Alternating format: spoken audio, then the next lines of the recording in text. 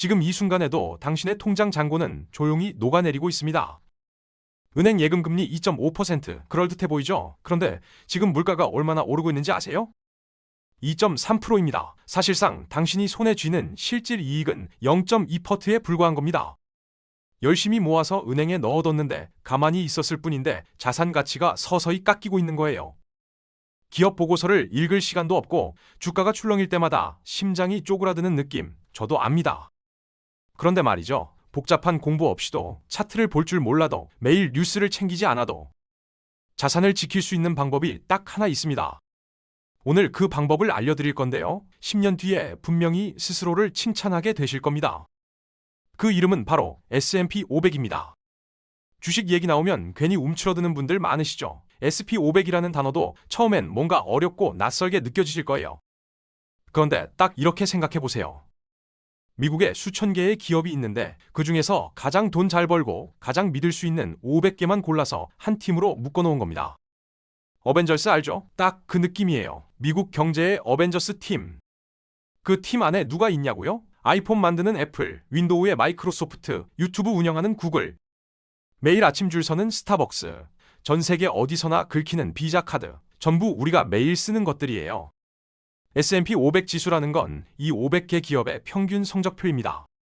기업들이 잘 나가면 지수가 오르고 지수가 오르면 내 자산도 불어나는 거예요. 원리 자체는 그게 전부입니다. 그런데 여기서 핵심이 있어요. 이 500개 기업의 시가총액이 미국 전체 주식시장의 약 80%를 차지합니다. 그 말은 곧 S&P 500 하나에 투자하는 게 사실상 미국 경제 전체에 투자하는 것과 같다는 얘기거든요. 미국이라는 나라 자체에 베팅하는 겁니다. 특정 기업 하나의 운명을 거는 게 아니라 세계 최강의 경제 시스템 전체에 내 돈을 얹어놓는 것. 이게 S&P 500의 본질입니다. 워런 버핏이라는 이름 한 번쯤은 들어보셨죠? 평생 수만 개의 기업을 분석하고 그 해안으로 세계 최고의 부자 반열에 오른 투자의 전설. 그런데 그 사람이 아내에게 남긴 유언장 내용이 공개됐을 때 월스트리트가 발칵 뒤집혔습니다. 내가 죽으면 재산의 90%를 S&P 500 인덱스 펀드에 넣어라. 종목 분석의 대가가 평생 개별 주식으로 부를 쌓은 사람이 정작 가족한테는 그냥 시장 전체를 사라고 한 겁니다. 이게 왜 충격적이냐면요. 버핏 본인은 기업을 분석할 능력이 있어요. 그런데도 그 능력을 믿지 말라고 한 거거든요.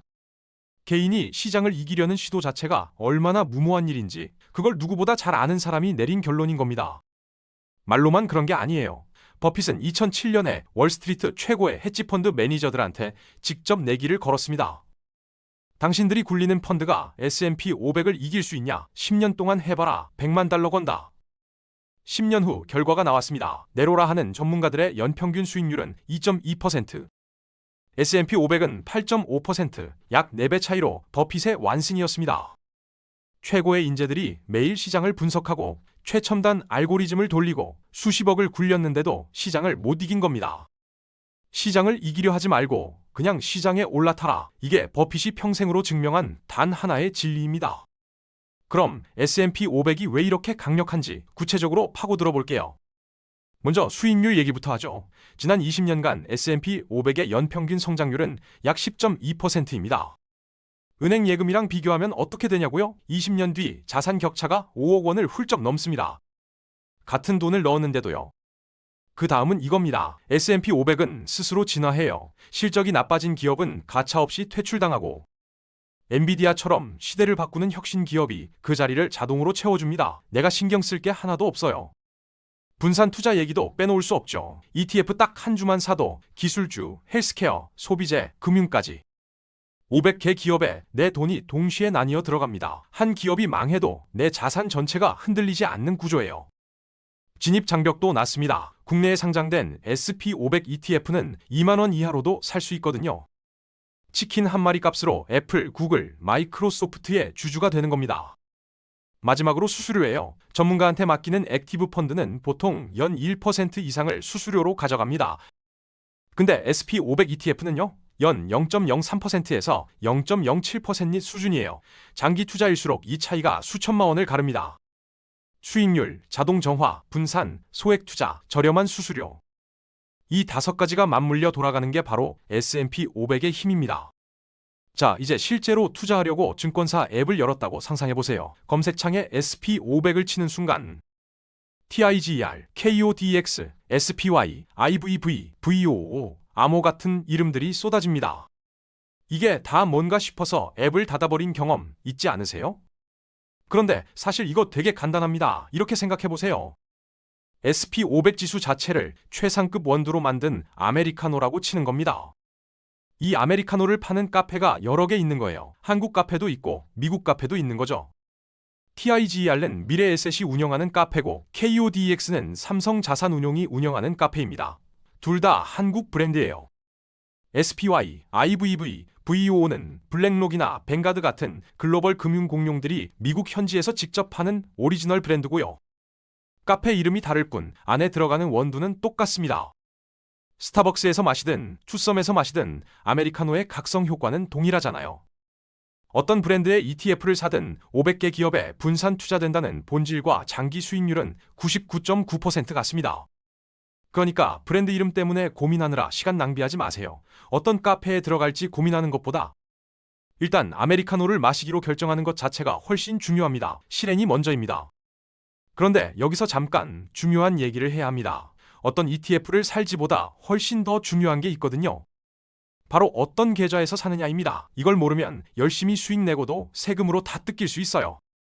일반 계좌에서 국내 상장 해외 ETF를 사면 수익의 15.4%의 배당 소득세가 붙습니다.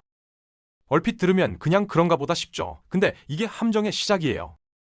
연간 금융소득이 2천만 원을 넘는 순간 상황이 완전히 달라집니다. 근로소득이나 사업소득과 합산돼서 최대 49.5%의 세금 폭탄이 날아옵니다. 번 돈의 절반을 세금으로 내는 거예요. 거기서 끝이 아닙니다. 소득이 늘어난 것으로 잡히면 건강보험료까지 매달 수십만 원씩 올라갑니다. 세금 내고 건보료 오르고 열심히 투자했는데 고정지출만 늘어나는 아이러니한 상황이 벌어지는 거죠. 반면 해외 직접 투자는 다릅니다. 수익의 22%의 양도소득세만 내면 분리과세로 깔끔하게 끝나요. 건강보험료에도 전혀 영향을 주지 않고 손실과 이익을 합산해주는 손익통산에 연 250만 원 기본 공제까지 있습니다. 결론은 명확합니다. 장기 투자 목적의 해외 ETF는 절대로 일반 계좌에서 국내 상장 상품으로 사지 마세요. 이 원칙 하나만 지켜도 수천만 원의 세금을 아낄 수 있습니다. 그렇다면 일반 계좌를 피해야 한다는 건 알겠는데 그럼 어디서 사야 하냐고요? 투자 목적이 노후 자금 마련이라면 답은 하나입니다. 연금저축과 IRP 계좌입니다. 이 두 계좌가 왜 이렇게 강력하냐면요. 일단 세금을 나중으로 밀어줍니다. 55세에 연금을 받기 전까지는 매도 수익이나 배당금에 세금을 한 푼도 안 떼요. 복리가 온전히 굴러가는 거죠. 30대 직장인 김 대리를 예로 들어볼게요. 매달 3만 원씩 연금 계좌에 넣고 S&P 500 ETF를 모아갑니다. 배당이 들어와도 세금 없이 그대로 재투자되고 수익이 나도 팔기 전까지는 과세가 없어요. 복리의 눈덩이가 아무 방해 없이 굴러가는 겁니다. 그리고 55세 이후 연금으로 받을 때 세율이 얼마냐고요? 3.3%에서 5.5%입니다. 해외 직투의 22%, 일반 계좌의 15.4%와 비교하면 말이 안 되게 낮은 거잖아요.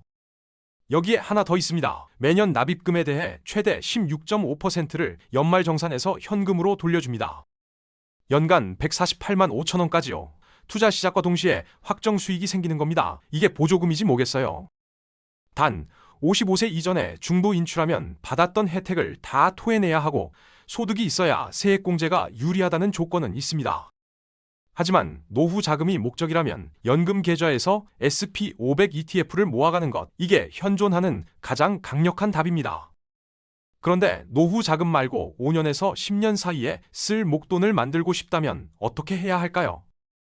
이때는 두 가지 선택지가 맞붙습니다. ISA 계좌냐, 해외 직투냐. ISA 계좌는 수익 200만 원에서 400만 원까지는 세금을 아예 안 냅니다. 초과분도 9.9%로 분리 과세로 끝나요. 혜택만 보면 굉장히 매력적이죠. 근데 함정이 있어요. 3년마다 정산을 해야 합니다. 복리가 중간에 끊기는 거예요. 해외 직투는 다릅니다. 매년 250만 원까지는 수익을 비과세로 실현할 수 있고 팔지 않는 한 수십 년 동안 세금을 뒤로 미룰 수 있어요. 무기한 과세 이연이 가능한 거죠. 얼핏 보면 해외 직투가 더 유연해 보이는데 실제로 숫자를 돌려보면 얘기가 달라집니다. 3년간 3천만 원의 수익을 냈다고 가정해 볼게요. 해외 직투로 매년 250만 원씩 영리하게 이익을 실현해도 손에 쥐는 돈은 약 2,505만 원입니다. 반면 ISA 계좌에 그냥 3년 동안 가만히 뒀을 때는 2,722만 원이에요. 약 217만 원이 더 남는 겁니다. 물론 예외는 있습니다. 투자 금액이 억 단위를 넘거나 3년 안에 자금이 필요하거나 달러 자산 자체를 손에 쥐고 싶다면 해외 직투가 답입니다. 하지만 그게 아니라면 3년 이상 굴릴 수 있는 여유 자금은 ISA 계좌가 훨씬 유리합니다. 여기까지 듣고 나서 이런 생각 드시는 분 분명히 있을 거예요. 알겠어. 근데 지금 S&P 500이 역사적 고점이잖아. 지금 들어가면 바로 물리는 거 아니야?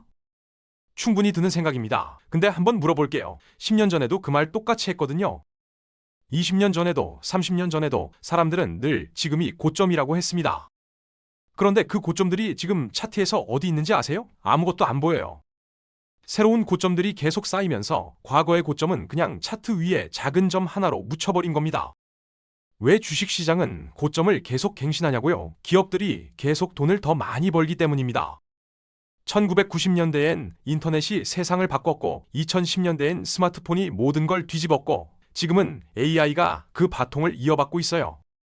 엔비디아 하나가 1년 만에 몇 배씩 뛰는 걸 우리가 직접 목격했잖아요. 그리고 SP500은 이 흐름을 놓치지 않습니다. 시대에 뒤처진 기업은 퇴출하고 혁신 기업은 자동으로 편입하거든요. 스스로 진화하는 생명체처럼요. 그러니까 고점 갱신은 도망가라는 경고등이 아닙니다. 미국 자본주의 시스템이 지금 이 순간도 가장 건강하게 살아 움직이고 있다는 증거입니다. 그래도 아직 불안하신 분들을 위해 미국 3대 증권사 찰스 슈왑이 직접 실험한 결과를 보여드릴게요.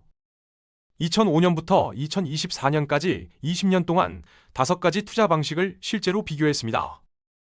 첫 번째는 피터입니다. 매년 완벽하게 최저점에만 산 신의 경지에 오른 투자자예요. 두 번째 애슐리는 고민 없이 매년 2월 1일에 그냥 샀습니다. 세 번째 매튜는 매달 일정 금액씩 나눠 샀고요. 네 번째 로지는 운이 없어서 20년 내내 역사적 최고점에만 주식을 샀습니다. 다섯 번째 레리는 너무 무서워서 현금만 쥐고 기다렸어요. 20년 후 결과가 나왔습니다. 1등 피터는 18만 6천 달러, 그런데 2등 애슐리가 17만 5천 달러예요. 타이밍을 완벽하게 맞춘 사람과 그냥 아무 날이나 산 사람의 차이가 고작 1만 1천 달러입니다. 20년 동안 최저점을 귀신같이 맞추려고 스트레스 받을 이유가 없는 거예요. 진짜 충격은 4등 로지입니다. 20년 내내 최고점에만 샀는데도 15만 달러를 만들었어요. 물려있는 동안에도 시장에 머물면서 배당을 받고 기업 성장을 함께 누린 겁니다. 반면 완벽한 타이밍을 기다리며 현금만 쥔 레리는 4만 7천 달러에 그쳤습니다. 로지보다 3배 이상 적은 거예요. 최악의 위험은 고점에 사는 게 아니라 시장 밖에서 구경만 하는 겁니다. 단, 이 결과는 미국이라는 세계 1등 엔진이 계속 돌아간다는 전제입니다. 개별 작주나 다른 나라 증시엔 적용되지 않아요. 자, 이제 마지막 관문입니다. 수익률도 알겠고 계좌도 골랐는데 막상 폭락장이 오면 어떻게 되냐고요? 머리로는 다 알아도 내 돈이 반토막 나는 걸 눈으로 보는 순간 손이 먼저 움직입니다. 팔아버리는 거죠. 그 순간 모든 게 끝납니다. 장기 투자의 마법은 버티는 사람한테만 일어나거든요. 그래서 오늘 마지막으로 드릴 얘기는 수익률이 아니라 어떻게 버티느냐입니다. 첫 번째 방법은 매달 적립식으로 사는 겁니다. 주가가 떨어지면 같은 돈으로 더 많은 주식을 살 수 있어요. 하락장이 공포가 아니라 세일 기간이 되는 거죠. 프레임이 바뀌면 멘탈이 버팁니다. 그런데 적립식으로도 감당이 안 되는 큰 위기가 올 수 있어요. 그때를 위해 자산 배분이 필요합니다. 주식만 100푼이 들고 있으면 2008년 금융위기 때처럼 자산이 반토막 납니다. 그 상황에서 버틸 수 있는 사람은 거의 없어요. 주식 50%, 채권 30%, 금 20%로 나눠뒀다면 어떻게 됐을까요? 같은 위기에서 하락폭이 마이너스 1, 5% 수준으로 줄어듭니다. 버틸 수 있는 범위 안으로 들어오는 거예요. 여기에 리밸런싱까지 더하면 완성입니다. 주가가 폭락해서 비율이 깨지면 오른 채권이나 금을 팔아서 싼 주식을 삽니다. 억지로라도 쌀 때 사고 비쌀 때 파는 원칙을 시스템이 강제로 지켜주는 거예요.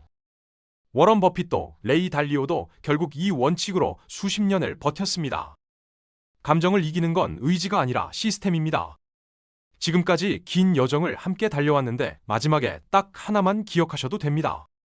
수수료 0.01% 차이보다 어떤 계좌에서 투자하느냐가 당신의 세금을 결정합니다. 연 2천만 원 이하의 여유 자금을 3년 이상 굴릴 수 있다면 답은 하나예요.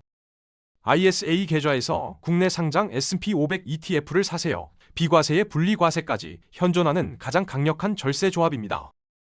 노후 자금이 목적이라면 연금저축과 IRP 계좌에서 똑같이 S&P 500 ETF를 모아가세요. 과세 이연에 저율 과세에 세액공제까지 정부가 대놓고 지원해주는 구조입니다. 투자 금액이 억 단위를 넘거나 3년 안에 자금이 필요하거나 달러 자산 자체를 손에 쥐고 싶다면 그때는 해외 직투가 답입니다. 본인 상황에 맞는 선택지가 이미 다 나와 있어요. 그리고 한 가지 더, 지금 정부가 ISA 계좌의 비과세 한도와 납입 한도를 2배 이상 늘리려는 세법 개정을 추진하고 있습니다. 이 혜택을 온전히 누리려면 지금 당장 계좌를 만들어서 3년의 시계바늘을 돌려놔야 합니다. 완벽한 타이밍은 없어요. 오늘이 1년 후에 돌아보면 가장 빠른 날입니다. 복잡한 세금 계산도, 고점 걱정도 이제 시스템에 맡기세요. 당신은 그냥 본업에 집중하고 일상을 살면 됩니다. 10년 뒤 오늘의 당신을 반드시 칭찬하게 될 겁니다.